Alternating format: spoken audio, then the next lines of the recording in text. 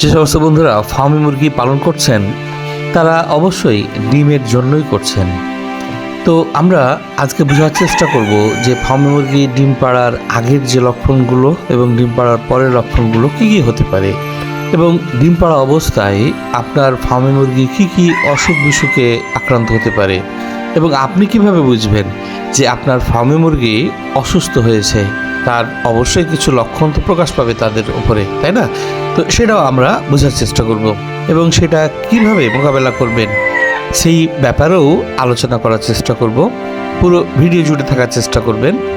আশা করি এই ভিডিওটি আপনাদেরকে অনেক বেশি প্রভাবিত করবে এবং মুরগি পালনের জন্য অনেক বেশি সহায়ক হয়ে উঠবে।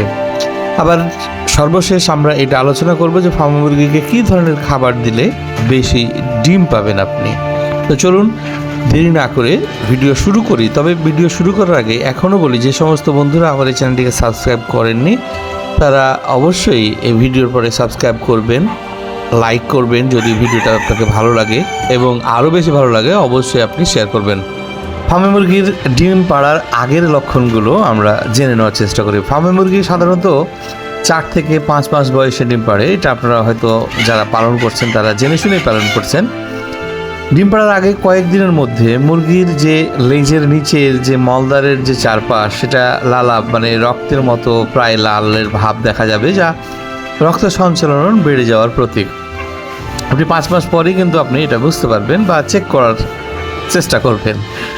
মুরগির আচরণের পরিবর্তন ঘটবে, মানে মুরগি আপনি 2-3 মাসের মুরগিকে যে ধরনের আপনি আচরণ দেখে আপনি মানে লালন পালন করে আসছেন, সেটা কিন্তু শেষ সময়তে সেটা হবে না, যা ডিমের উপস্থিতি নির্দেশ করবে, বুঝছেন? লেজের উপরের অংশ একটু ফুলে যে থাকতে পারে এবং মাংসপিণ্ড অত্যন্ত নরম হবে। কখনো মুরগির বেশি মানে যেটা ঘন ঘন বিরক্ত অবস্থায় থাকতে পারে, মানে কেউ কিছু বিরক্ত হবে মুরগি বা মুরগা তার কাছে আসলে তাকে আক্রোশ ভঙ্গিতে থাকার চেষ্টা করবে বা তার পেছনে তাড়া করবে, এই ধরনের ব্যবস্থাপনা আপনি দেখতে পাবেন। আর ফার্মে মুরগি ডিম পাড়ার পরের যে লক্ষণগুলো, সেটা হচ্ছে যে ডিম পাড়ার পর মুরগির শরীর কিছুটা ভারসাম্যহীন হয়ে যেতে পারে। তারা সব সময় মানে বিশ্রামের মধ্যে থাকতে চাইবে বেশিরভাগ সময়। খাবারের আগ্রহ বাড়ে, যেমন বিশেষ করে প্রোটিন এবং ক্যালসিয়াম সমৃদ্ধ খাবার তারা বেশি খেতে চাই।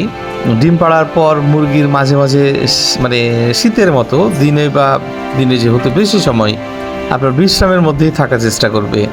মুরগির ডিম মানে বলতে পেট ভর্তি একটি ডিম নতি দেখা যায়, যা তার মাঝে মাঝে হাঁটা চলার গতি কমিয়ে দিতে পারে। এবার আসি, ডিম পাড়ার সময় মুরগির যে ধরনের খাবার দাবার আপনি পরিবেশন করবেন সেটা খুবই গুরুত্বপূর্ণ। তা না হলে আপনি মুরগির কাছ থেকে ডিমের যে প্রোডাকশান বা উৎপাদন আপনি সেটা কম পাবেন, আপনি বেশি পাবেন না। তো এই জন্য আপনাকে ডিম পাড়ার সময়তে মুরগির খাবারকে সবচাইতে বেশি প্রায়োরিটি দিতে হবে। ডিম পাড়ার সময় মুরগির খাদ্য অত্যন্ত গুরুত্বপূর্ণ, কারণ ডিম তৈরির যে প্রক্রিয়ায় শরীরের পুষ্টির চাহিদা অনেক বেড়ে যায়। প্রোটিন সমৃদ্ধ খাবার যেমন মাছের খোসা, মাছের কিছু অংশ, সয়াবিন বা ডাল মুরগির খাদ্যে থাকা অত্যন্ত জরুরি। ক্যালসিয়াম সরবরাহের জন্য চুন, ডিমের খোসা ভালো করে ভাজা বা গুঁড়া করা অত্যন্ত কার্যকর। এছাড়া ডিমে যে পর্যাপ্ত যে ভিটামিনগুলোর প্রয়োজন, সেটা হচ্ছে যে ADE সমৃদ্ধ খাবার ব্যবস্থাপনা। তবে ধরে নিতে পারি এর সাথে আরও আপনি তাজা শাকসবজি এবং অন্যান্য জিনিস খাওয়াবেন। তো এইভাবে খাওয়ানো অনেক বেশি জটিল প্রক্রিয়া।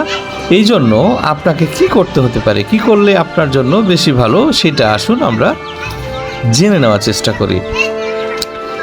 প্রথমত আপনি মুরগিকে প্রোটিন সমৃদ্ধ খাবার আপনি দিবেন, মানে আপনি তো দিতে পারবেন না, মানে এই জন্য আপনি ফিড ব্যবহার করবেন। তো যেখানে ফার্মে মুরগি ডিম উৎপাদনের জন্য 14 থেকে 16% প্রোটিন থাকা প্রয়োজন। সয়া, মসুর ডাল, মাছের গুঁড়া, মাছের খোসা ইত্যাদি এগুলো কিন্তু প্রয়োজন, এগুলো মিশেল করেই কিন্তু হয়। আবার ক্যালসিয়াম এবং ফসফরাস ডিম উৎপাদনে অনেক বেশি কার্যকর। ডিমের খোসা শক্ত এবং সুস্থ রাখতে ক্যালসিয়াম যেহেতু খুবই দরকার, যেমন চুন, ডিমের খোসা এবং গুঁড়া, ফসফরাসে থাকা প্রয়োজন। ভিটামিন খনিজ কিন্তু আপনি সবজি বা শাকসবজি ফলমূলে কিন্তু আপনি পাবেন।